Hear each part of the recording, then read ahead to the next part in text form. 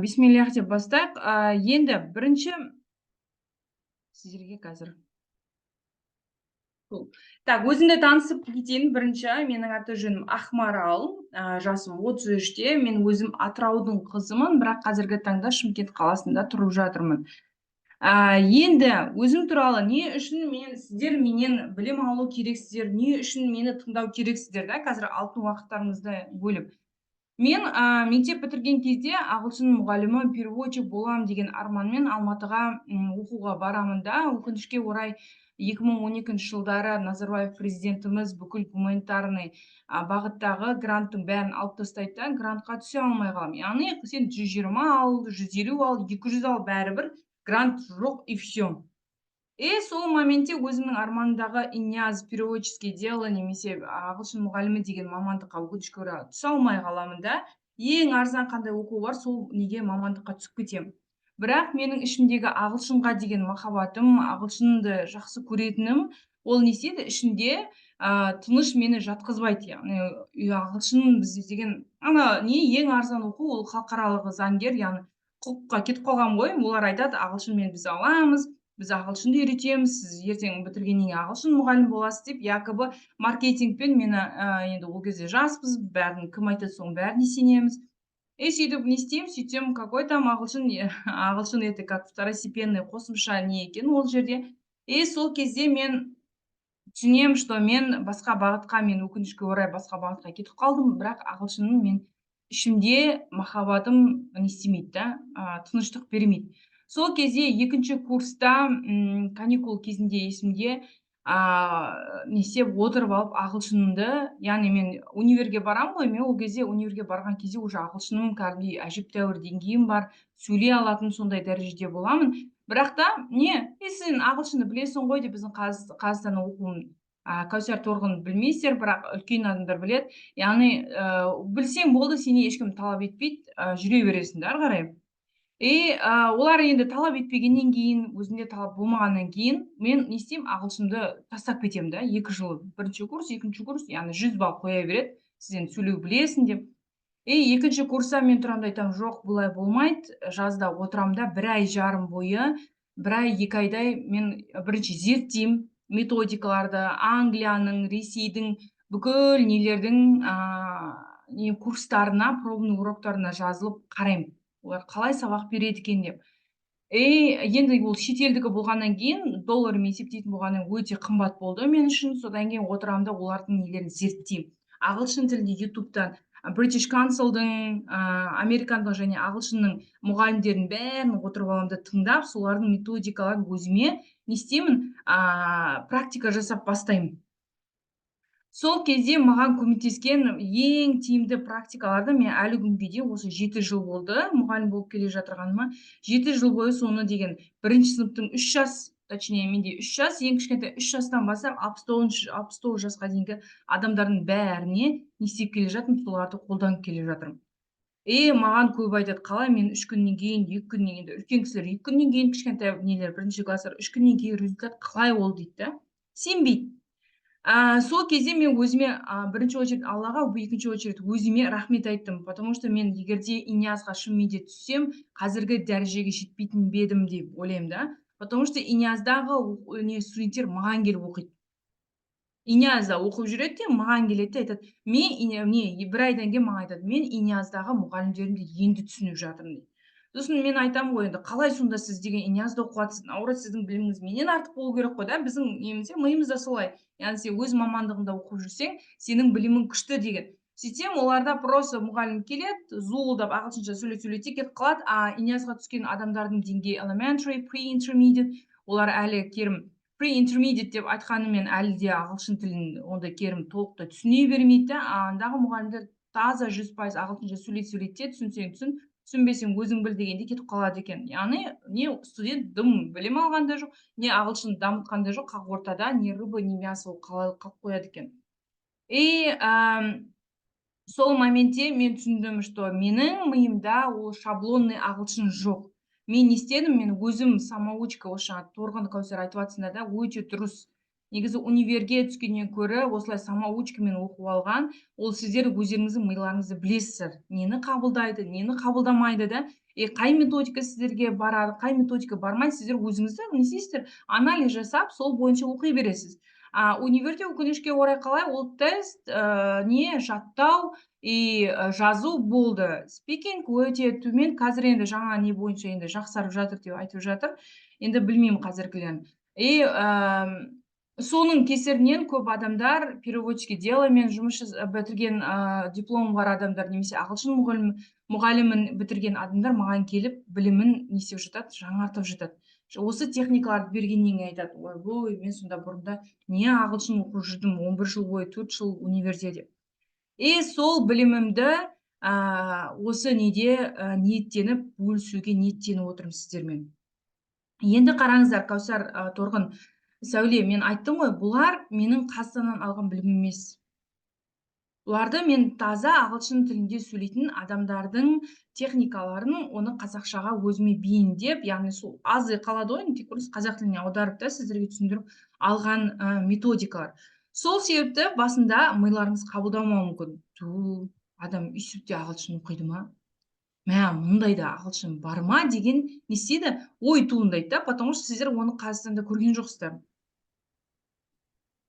Қазақстанда көрмегеннен кейін бұл методика сіздерге жат болып көрінеді, басқаша болып көрінеді, бұл қалай деген сияқты ой туындайды.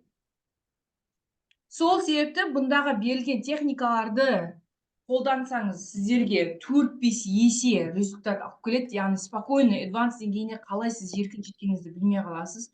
Мен неге advanced, upper intermediate деп айттым, мен потому что қанша жыл бойы ағылшынша білім беріп келе жатырмын да. Алдыңғы осы жылдың басында мен өзімнің деңгейімді тексерейінші деп бір учебный халықаралық, онда да Қазақстанға енді келген 32 әлемдік деңгейдегі несі бар халықаралық учебный центрға мен заявка тастадым да, и олардың тесттарын тапсырған болатын. Мен оларға айтамын, менде, наверное, pre-intermediate немесе intermediate бар шығар деп айттым да. Енді мен өзім естіген жоқпын, былай нелерге қарасам upper intermediate шығып тұрады, мен айтам, қой, upper intermediate емес шығар, өзім төмендетейін деп. Сөйтіп анағы не істесем, тапсырсам, маған айтады, сіз неге pre-intermediate немесе intermediate деп айттыңыз, сізде деген вообще бизнес английский upper intermediate қой дейді да. Маған айтады, мен ана жерде таңғалып қалдым. Сосын маған айтады, сіз қалай жеттіңіз бұған? Курс бірдеңе оқыдыңыз ба дейді, я говорю, жоқ. Мен бұның бәрін ютубтан іздену арқылы өзім жеттім десем, олар таң қалды. Ойлап қараңыздаршы, таң қалды, қалай сонда деп.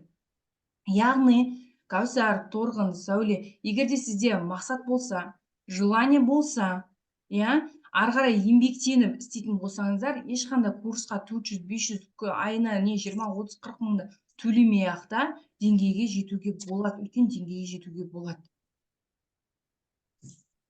Жайырақ мен сіздерге Instagram парақшамды беремін, онда да мен деген қалай грамматикалық жаттығулар дұрыстау істеу керек, қалай сөздік қорды дұрыс жаттықтыру керек, соның жолдары бар. Оларда мен тегін бөлісіп жатырмын.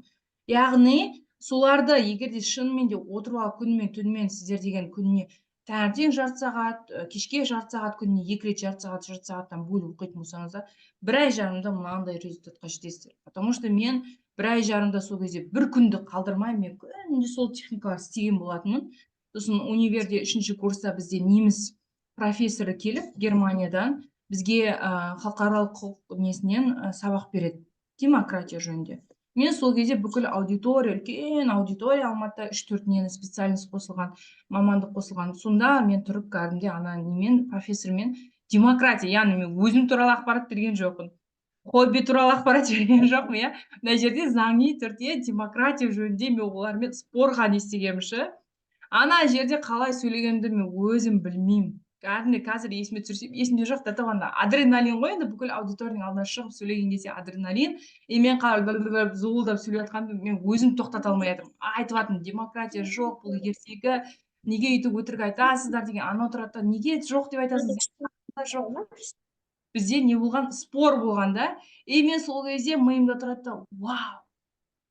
Мен 1 ай жарымда ешқандай грамматиканы жаттамай-ақ, ешқандай сөздік қорды, керек сөзді просто переводчиктен қарап алуға болады, болды. Андай адамдар айтады, мен сөздік қорым жоқ, мен оны қалай істеймін? Сөздік қор ол 1 секундтық іс. 1 секунддық просто керек сөзіңізді қарайсыз и сөйлей бересіз. Ең басты біздегі жаттығу керек нәрсе ол не сөйлеу. Speaking. Солай ғой қыздар? Speaking жоқ болса сенің сөздік қорың қанша керемет бола берсін. Қазір маған деген upper intermediate деген адамдар жазып жатыр да. Мен айтамын, давайте let's speak then десем, өздері туралы элементарно немен learn, study деген сөзбен ғана не істеп отыр?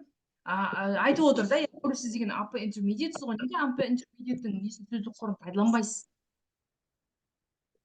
И үндемей қалады. Яғни upper intermediate деп айтып алады да, на самом деле факт, реальностьқа келсек, шындыққа келсек, ол деңгей ода жоқ. Ол деңгей ода жоқ, өкінішке орай. Яғни біз не істеуіміз керек? Біз ең бірінші спикингті практикаға істейміз, а қалғанның нәрсенің бәрі ол не істейді? Артынан өзі ақырындап құрыла беретін нәрсе да. Ол онда қатты нені күшті алмайды. Ең нәрсе, күшті нәрсені не істейтін, фокусты қоятын және күш салатын нәрсе ол спикинг. Миларыңызға түсіндіріп жіберейін. Мен алдыма деген 12 грамматиканы жаттап келген сондай адамдар келеді ғой. Сосын мен айтамын да, сіз мысалы тамақ үйренгіңіз келеді. Тамақ үйренгіңіз келеді де, сіз деген кулинарияның кітабын оқисыз, ютубтан қалай паста пісіру керек, манты пісіру керек екенін қарайсыз да, бірақ газовканың қасына жоламайсыз деймін. Мен сізге айтамын, тамақ пісіру білесіз ба дегенде, иә, мен оқыған болатын, кітап оқыдым, ютубтан қарадым. Енді давай пісірейік десем, сіз айтасыз, жоқ, мен пісіру білмеймін. Сіздер қазір ағылшын сөйтіп жатырсыздар да, яғни сіздер кітап оқып жатырсыздар, ютуб, но сіздің мақсатыңыз это сөйлеу ғой. Яғни сөйлеу мақсат болғаннан кейін сіздерге сөйлеу болу керек та, бірінші очередь. Бағана тамақ пісіргеннен кейін сіз күйдіресіз басында, жанасыз, күйесіз да, но сіз не істейсіз? Bir күні әйтеуір 4-5 күнге үйреніп кетесіз. Вот сол сияқты ағылшын тілінде де сондай. Сөйлеу сіз бірінші бір күні қателесесіз, екінші күні тіліңіз сынады, үшінші күні тағы бірдеңе да сөйлем вообще миыңызға дым келмей қалады. Но 4-5 күннен кейін сіз уже қалай еркін сөйлеп отырғаныңызды байқамай қаласыз. Яғни не бәрі дағдымен келетін нәрсе. Кәусар, Сәуле, түсініп жатырсыздар ма менің айтып жатырғанымды? Торғын түсініп жатыр отырмын, камерасын қосып.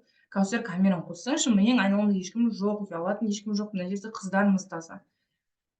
Так что камераны қосып, не істеп отырайық. Енді кеттік, қазір бірінші тапсырма сіздерге ағылшын үйренудегі осы 700 жылдағы студенттердің бәрінен анализ жасағанының көп адамдардың ағылшын тілінің үйренбеуінің бірде-бір себебі это мақсаттың жоқтылығы. Мен бәріңізден байқасаңыздар, мен сұрақ қойдым, деңгейіңіз қандай мақсатпен ағылшын тілінде үйренгіңіз келеді деген еді. Кейбіріңізге қойған шығармын, кейбіріңізге білмеймін қазір. Көбіне негізі қоямын осындай сұрақта. Мақсатыңыз қандай? Сонда айтады, шет ел аралау дейді. Немесе өзім үшін ол мақсат емес. Өзім үшін шет ел аралау деген мақсат емес. Мақсат қандай болу керек? Өйстіп айту керексің. 2024 жылы тамыз айына мен ағылшын тілінде еркін өз ойымды айта алатындай дәрежеге жетуім керекпін. Міне, ол не үшін? Мен деген сентябрь айында шетелге шығайын деп жатырмын, немесе сентябрь айында IELTS тапсырайын деп жатырмын, немесе сентябрь айында мен мектепте өзімді номер 1 ағылшын оқушыларға айтатын да, номер 1 не болғым келеді, оқушы болғым келеді. Немесе мендегі мұғалімдер бар, ағылшын мұғалімдер, олар айтады, мен сентябрьде жұмысқа мектепке кірейін деп жатырмын, маған срочно ағылшын тілі керек. Вот это и есть мақсат. Ол мақсат сізді ұйықтатқызбайды. Ол мақсат сізді отырып алып TikTok қаратқызбайды. Ол мақсат сізді дорама қаратқызбайды. Ол мақсат сізді вообще дым істеткізбейді, тек ағылшын миыңыздың бәрі ағылшын болып кетеді. Сол себепті өздеріңіз самоучка ретінде де оқып жатқан кезде мақсат қойсаңыз, сіз ешқашанда одан өйстіп ауытқып кетпейсіз. Сол себепті тап қазір отырамыз да 2 немесе 3 айға, максимум 3 ай, одан артық емес. 3 айда, мысалы 3 ай бізде деген 9 ай, сентябрьдің 15-і немесе 20-сы күні мен өзім туралы, айналамдағы адамдар туралы, вообще ситуация жөнінде еркін ағылшын тілінде сөйлей алатын дәрежеге жетуім керекпін деп мақсат қоясыздар. Тап қазір блокноттарыңызға жазыңыздар сөйтіп. Сентябрьдің 15-інде мен Торғын ағылшын тілінде еркін сөйлей алатын адаммын. Кәусар, өз ойымды еркін айта алатын, произношением өте әдемі, өзімнің сөйлегенімнен кайф алатын адаммын деп жазу керексіздер. Сәуле, түсініп жатырсыз ғой, иә? иә. Керемет. Сөйтіп жазамыз.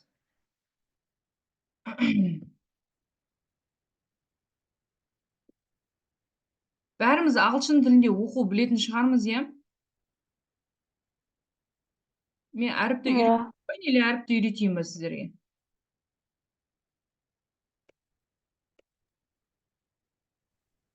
Ағылшын тілінде мәтінді оқитын кезде қандай қиыншылықтар бар, қыздар, айтып жүріңіздерші.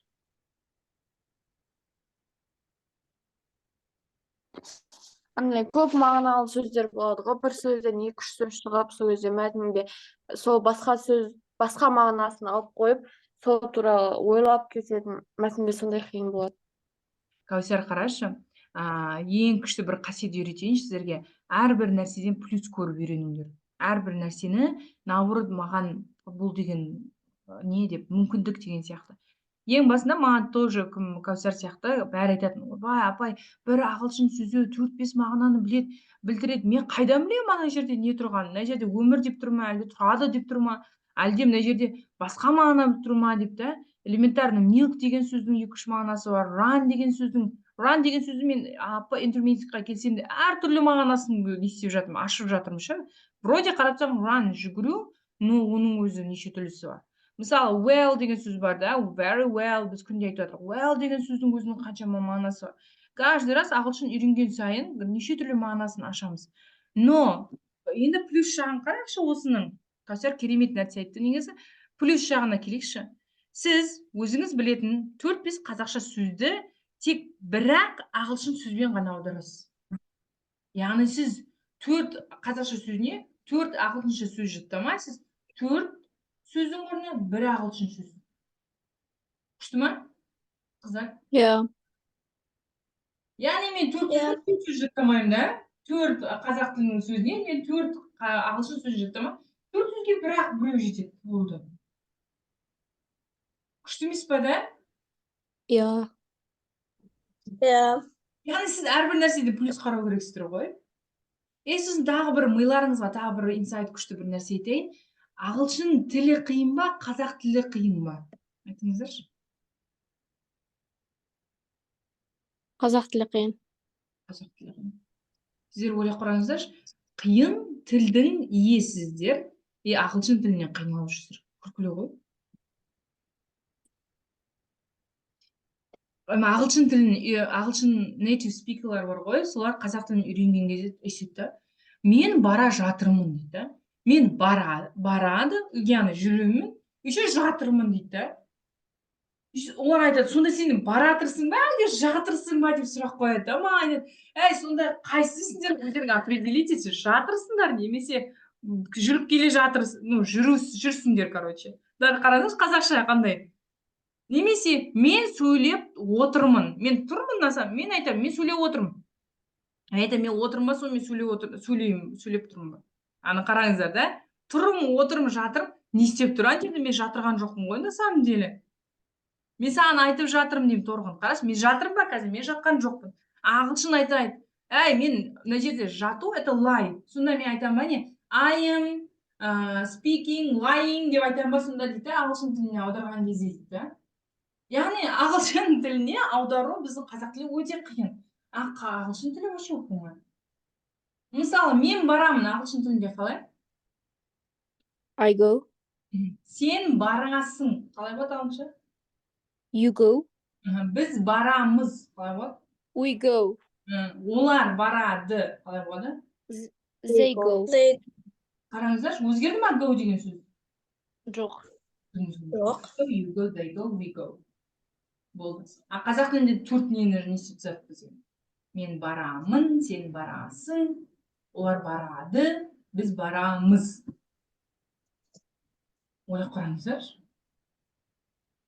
Яғни сіздер миыңызға қою көресіздер ғой, ойбай, мен деген қаншама күрделі қазақ тілін біліп отырған кезде маған ағылшын тілі өте оп-оңай шемішке шаққандай болу керек деген. Миларыңызға сөйтіп айтасыздар. Қазір бір нәрсені грамматиканы мысалы ютубтан қарап, мынау немене? Жоқ. Бұл оңай. Мен қазақ тілінің грамматикасын салалас, құрмалас, сабақтас деген қаншама не грамматика толып тұрды. Соны түсініп тұрған кезде мына ағылшындікі вообще. Тағы бір нәрсе, ағылшын тілінде 4-ақ грамматикамен спокойно сөйлей беруге болады. Ана 12 грамматиканың бәрін білу міндетті емес. Естеріңізде сақтаңыздар, 4-ақ грамматика жеткілікті. Это present simple, present continuous, да, to be verb, past simple болды. Осы 4-ақ. Present perfect'те бәрі қиналады, но оны past simple'мен аудара салуға болады. Проблема емес. Дым да қиын емес. Қалғанының бәрі, грамматиканың бәрі көбінесе кітап оқитын болсаң, немесе сендегі шетелге мақала жазайын деп жатсаң, сондай мақсатта керек. Сіздер соны істейін деп жатсыздар ма қазір? Жоқ. Жоқ. Значит, спокойно сөйлеуге болады. Солай ма? 4-ақ грамматика. Өте білсеңіздер. Қалған грамматиканы ананы керек, мынаны керек, бастарыңызды қатырмай қойыңыздар. Қалғаны мен ертең айтатын боламын, оны техникалар, соларды істесеңіздер болды. Так, бүгін енді не істейміз? Бүгін миды дұрыстап настройка жасап алдық, иә? Мақсат қойдық қой. Жаздық па мақсатты? Миға не бердік? Қазір команда бердік. Ағылшын тілі оңай. Солай ғой?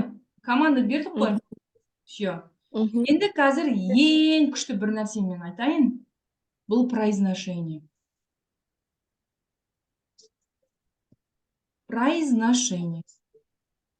Произношение бұл грамматикадан да, сөздік қордан да, ана кітап оқи алудан да ең маңызды нәрсе. Ең маңызды нәрсе. Неге? Мен сіздердің алдарыңызда, мен advanced немесе proficiency деңгейін бөліп тұрмын да, бірақ та мен сіздерге ешіп тұрсам. Well, girls, my name is Ahmaral and I am an English teacher деп тұрсам. Сіздер айтасыз ғой, proficiency'іңді бір жеріңе не істей қойыңыз, қарағым, бірінші произношение дұрыстап алыңыз, солай ма? Яғни, произношениесіз сізді ешкім тыңдамайды. Сіз қанша керемет кітап оқып, киноны күнде зуылдап 5-6 қарап түсінсеңіздер де, произношение төмен болса ешкім сізді тыңдамайды. Сіз идеально ағылшын тілінде сөйлеп тұрсаңыз, сіздің произношениеңіз төмен болса, сізге айтады, қарам, бірінші ағылшын дұрыстап алшы дейді. Сондықтан, керемет грамматикадан қақпай қойыңыздар, керемет кітапты түсінбей қойыңыздар, керемет ана сөздік қорыңыз күшті үлкен дәрежеде болмай қойсын. Бірінші очередь speaking пен произношение осы екеуін күшті қылып істеп алсаңыздар, сізді тыңдап отырған адам қандай грамматикалық қате кетіріп жатырсыз. Ана жерде s жалғанбай қалды, мына жерде ing дегенде, ана жерде to емес in дегенде ешкім мән бермейді. Ешкім. Менде ондай талай болған, мен өтірік бұрқытыватым, ананың ішінде сөйлем жоқ, мен бірде сөйтіп көргем сөйлеп. Бірақ менде произношение күшті болды ше. Бәрі тұрды, вау, ағылшынша күшті, ішімде күлкім келіп отыр, вообще мен дым айтқан жоқпын, өтірік бір нәрсені оқыдым да, который дым мағынасы жоқ. Сөйтті ғой, мен күлкім келді, сол кезде айтамын, оказывается, произношение имеет вообще үлкен мәні бар екен. Сондықтан бүгінгі бірінші сабақта біз произношениемен жұмыс жасайтын боламыз. Жарай ма? Ең маңызды. Осыны дұрыстап алсаңыздар, қалғанның бәрі өзі жүрекелі түзеліп кетеді. Ең маңызды нәрсе бұл не? Произношениені дұрыстау. Түсінікті ғой, иә? Так, бізде 7 минут. Қазіргі істемей тұрған техникам всего лишь 2-ақ минут кетеді. Сондықтан бізде уақыт бар. Мен сіздерге қазір оңай бір мәтінді көрсетемін. Таймер қосамын 2 минут. Жарай ма? Былай істейсіздер, ручка, карандаш не бар алдыңызда, соны аламыз. Мына тістің алдыңғы бөлігіне қоямыз былайынан. Алдыңғы жағына қоясыздар. Именно. Алдыңғы жағына қойғанда мына жақ максимум ашылады. Байқайсыздар ма былайынан? Ана ручканы артқа кетірсеңіз, наоборот жалып қалады жақ. Сондықтан алдында тұру керек именно ше. Қазір түсініп жатырсыздар ма? Алдыңғы жағына қоямыз. Мен қазір экран қосам, таймер қосам, 2 минут мынаны алуға болмайды. 2 минут всего лишь кетеді. Ана мәтінді бітіп қалса, қайтып бастай беріңіз. Ана мәтінді ішінде танымайтын сөздер, оқи алмайтын сөз келсе, мән бермей қойыңыз. Просто тоқтамайыныз оқимыз. 2 минут тоқтамай оқу керексіздер. Түсінікті ма? Қазір мен таймер қосайын. Аудионың бәрін өшіп қойыңдар, потому что бір-біріңізге не істейсіздер, главное, өздеріңіз оқып жатырсаңыздар болды. Окей? Где? Показать экран.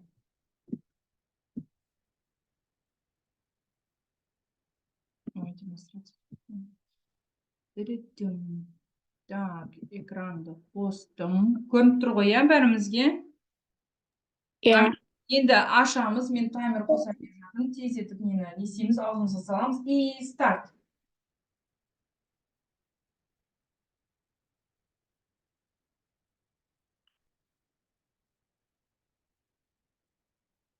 For foreigners who live in Russia talk about the things who say about the Russians. Russian people drink tea at 5 o'clock, because from Hungary. It's true that Russian people drink a lot of tea and coffee, but they don't drink tea at a special time. I work for a Russian company here, and I work drink tea all the time. It rains a lot. Nikolai from Russia. It rains a lot, but it doesn't rain every day. Be careful, because the weather changes quickly. I won't take an umbrella when I go out. Russian people like animals from Mexico. I have a lot of friends here, and they all have a dog or a cat. One family that I know has 2 dogs and 5 cats. Russian people love animals. The food in Britain isn't very good. Hassan from Turkey. The restaurants are quite expensive, but they are great. The good food is good and a lot of fun too. I share a set with a Scottish wife, and he cooks every night. He watches all the cooking programs on TV and makes great curries. Her parents who live in Russian talk about the things people say about the Russians. Russian people drink tea at 5 o'clock, getting from Hungary. It's true that Russian people drink a lot of tea and coffee, but they don't drink tea all the time. It's a special time. I work for a Russian company here, and my wife drinks tea all the time. Stop.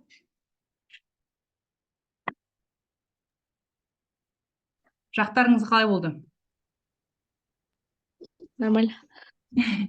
Жақсы. Ауырып қалсыз ба? Жоқ. Кішкене ғана. Кішкене ғана. Кішкене ғана, да? Так. Иә. Экран көріп тұр ма сіздерге? Мен сіздерді көргім келіп тұршы. Көрініп тұр екен.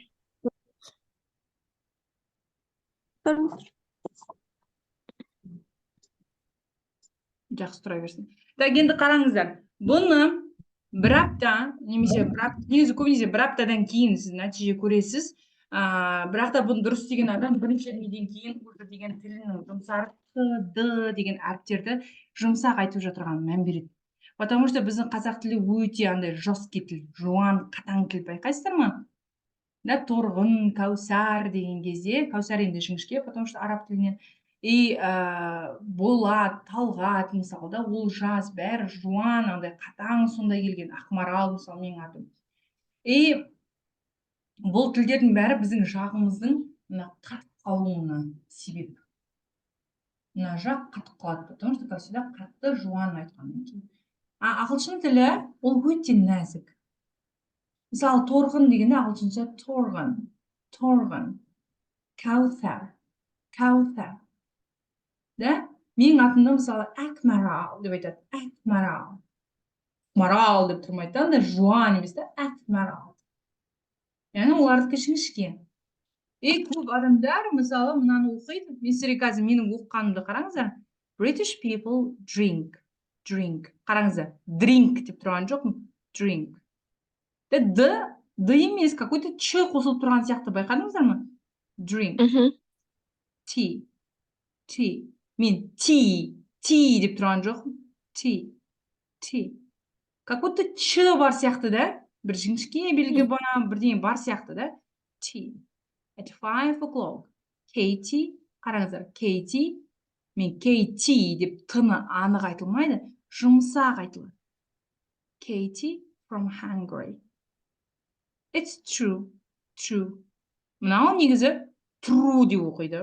Да, біздің неде произношениесі өте қатты. Мына true, that, British. А мен айтып қараңыздар, енді произношение дұрысталған адамдікі. It's true that British people drink tea, a lot of tea and coffee. Яғни какой-то бір ч дыбысы қосылып тұрған сияқты. Кәусар, Сәуле, Торғын, байқадыңыздар ма? Қай кезде бір какой-то жіңішкелік бірдеңе бар. Бұл не? Бұл осы произношениені не істеу арқылы жұмсарту. Мына мен жағымды жұмсартам. Сол кезде мынаның тым дұрыс айтылуы бәрі реттеле бастайды. Яғни өзімен өзі келе бастайды бұған. Бұл техниканы бар ғой, сосын мен сіздерге айтайын, бір уникальнысын айтайын. Бұл техника тек қана ағылшын тілі емес, орыс тілінде болсын, сіздер ертең француз тілін үйренетін болсаңыздар, кәріс тілін үйренетін болсаңыздар, произношение күшті естіледі, араб тілінде де даже. Потому что мен осыны істегеннен кейін француз тілін бізде универде болды. Сол кезде сөйлеп отырсам айтады, сен баяғыдан білесің ба француз тілін дейді маған. Айтамын, жоқ,